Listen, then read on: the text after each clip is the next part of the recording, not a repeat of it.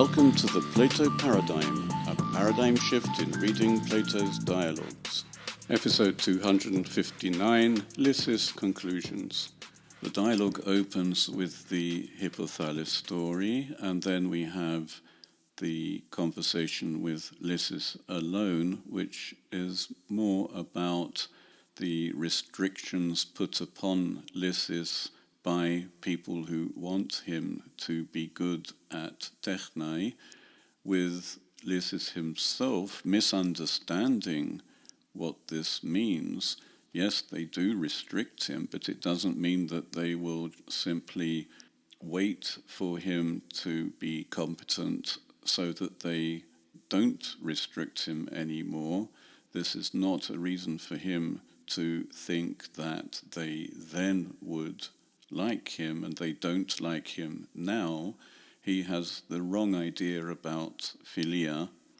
And then we have Menexenus, who is introduced as someone who is good at heuristics, although he really isn't, but he has been taught heuristics, as it were, by his cousin Ctesippus, who we remember is also the one who helped Hippothales get into this position in the Palaestra, where he could watch Socrates demonstrate how to talk to one's lust object.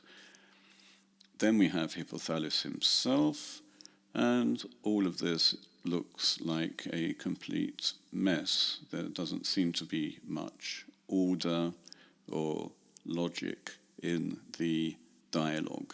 As Socrates himself says, we might be going about this the wrong way. The arguments keep changing, but the characters are stable. Let's start with Hippothales. We know quite a bit about Hippothales already. He is completely dominated by Eros. Socrates had suggested that desire is the feeling that we now lack what we used to have and we want it back. It's questionable whether Hippothales ever had Lysis in his life, but he feels that he is lacking what is good. He regards Lysis as good. Lysis is actually apparently good. He is aesthetically good. He's handsome, and he's from a good background. He has a good family in conventional terms. And then we have Ctesippus, who's a good friend to Hippothales. He facilitates whatever it is that his friend wants. And since his friend wants to learn how to catch Lysis, he sets it up. He gets his cousin Menexenus to be the bait through which Socrates can talk to Lysis. To what extent, then, can we say Ctesippus is good? He thinks he's being good, he's helping his friend, but he's helping him to a bad end. It won't be good even if Hippothales gets his way. He wants to acquire something he thinks is missing, and he will still think it's missing even if he has Lysis in his clutches. I wouldn't interpret from one instance that Ctesippus is a friend who tries to do what is good for his friends but doesn't understand what is actually good for his friends. But we actually have more than one instance. Ctesippus is also the one who has taught Menexenus heuristics, and heuristics are designed to help someone appear to be good through beating opponents in debates which defy logic. They use arguments which deliberately slip up opponents. We may call Ctesippus then a facilitator, someone who wants to do good for his friends, but doesn't know what good is. But he does help them get what they think is good. So Menexenus likes heuristics. It means that he is concerned with reputation. He wants to beat other people and appear to be better than they are. And this is confirmed by the end of the dialogue when Socrates says to Menexenus and Lysis together that we are all laughingstocks. Everyone who heard us in our conversation is laughing at us because they think we're stupid, because we don't know what friendship is, although we claim that we are friends. So Menexenus is concerned with reputation. His idea of goodness is appearing to be good by being better than others. What about Lysis?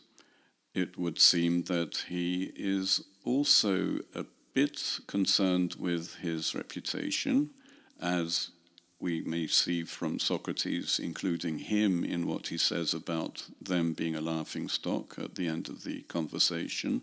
But he's not quite like Menexenus, although he does compete with him in a friendly manner.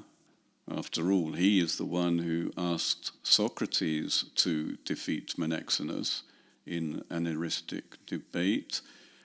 It implies that Lysis himself isn't all that good at verbal debate. That isn't his forte. But this doesn't mean that he doesn't want to appear to be good. We recall that at the very beginning of the conversation, before Menexenus had to be called away, Socrates asked them whether they compete about various things, and they do.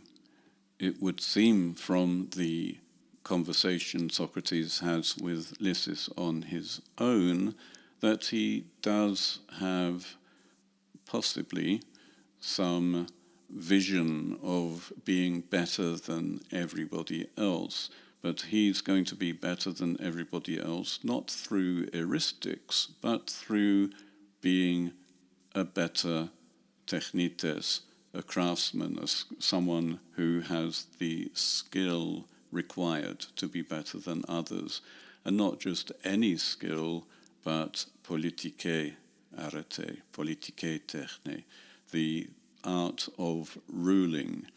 This is why Socrates led him on through ruling the household of his father, then the household of his neighbor as well, and then the city of Athens, and then he worked up to the great king of Persia.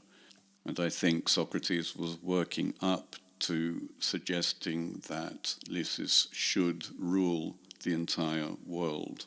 Lysis and Menexenus, in their different ways, want to appear to be good, and they do so by being better than others. Then we have the parents, and they actually want their son to be better, really better, by learning technai, by learning to behave himself. They restrict him in technai where he is incompetent, but they encourage him to use the technai in which he is competent. They ask him to read to them letters, to play to them on the lyre. Lysis seems not to be aware that the technai themselves restrict him. He seems to think that he can put the words in any order, he can string the lyre in any way he wants, and above all, he thinks that he will only be appreciated, he will only have friends once he has mastered any particular techne, the sort of techne that another person would like him to have. The parents enlist the aid of slaves and other technicians to help make Lysis a better person. And then we have Socrates. Socrates is the only one in this dialogue who tries to make people think critically. He is the one who intoxicates. The others, I have suggested, are to be considered the hemlock which people drink.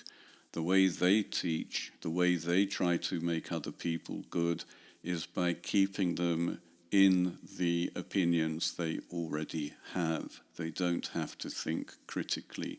They never question what is good. They never ask what the good ends really should be. They simply assume that they know what is good and continue doing it. Just as Menexenus and Lysis think that they are friends, despite the conclusions they come to in the arguments. If so, this dialogue is about being good and appearing to be good. This reminds me of another dialogue which is precisely on the same subject, and that is Politeia, Republic. But the various characters there are more fully worked out, and it's made abundantly clear in Politeia that each character is a degma of a paradigma. The paradigmata are all explained and described in books 8 and 9, but the characters themselves are presented in books 1 and 2, which is a big jump which most people don't seem to make. The characters represent aspects of the idea of the good. And in Politeia there are 3 types of good: the beneficial, the pleasurable, and the neither beneficial nor pleasurable, which is reputation, the people who are stuck in between being able to enjoy anything and still having no idea what benefit is. We have the conventional beneficial people in Politeia. These are the father and the poets. They correspond to the parents and craftsmen in Lysis. Socrates is the unconventional beneficial person in both dialogues. He's the dialectician. Then we have the 2 people that we need to show that they compete: the brothers of Plato in Politeia and Lysis and Menexenus here. The big difference between Politeia and Lysis is in the group to do with pleasure, and here it's much less well defined in Lysis. Hippothales corresponds to Thrasymachus. They are both the eros-dominated type, but Ctesippus is not so clear-cut. My final conclusion then is that Lysis is Plato's first attempt to do what he succeeds in doing in Politeia.